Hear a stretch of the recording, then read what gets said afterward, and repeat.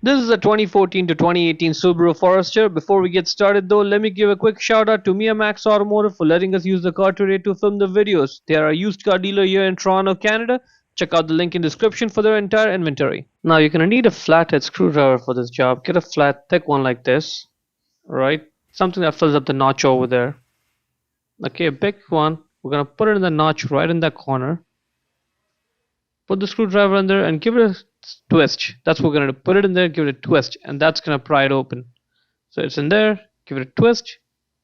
If not one, give another one, and that's it. It's gonna open up.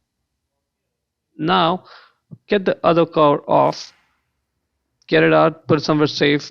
Now the middle part, the remote part, that should just drop right out. There it is. Now that's what that battery is, and there are 4 plastic clips on it, so you can just pry it open with your nails if you want, or you can get a small screwdriver if you prefer, and you can use that to unclip it. Just press over there and the clips will come off. Get one over here and get one on the other side, and that's it. Now you can see the battery. There it is. That's the battery over there. In order to get the battery out, again, just get a screwdriver and use that to pry it out. It'll come right out easily. Let's take a closer look at it.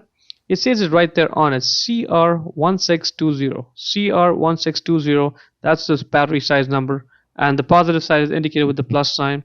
So get the new CR1620 battery, put it with the positive side facing down, push it in there, it's going to clip on. Get the other part, line it up over there, right, just match it, put them together, press them, and they'll clip. Yep, okay, now that's looking good. Let's get the key, put the remote part in there, get the other cover, the other part of the key, line that up over there. Once it's looking good, press it together, and that's gonna clip.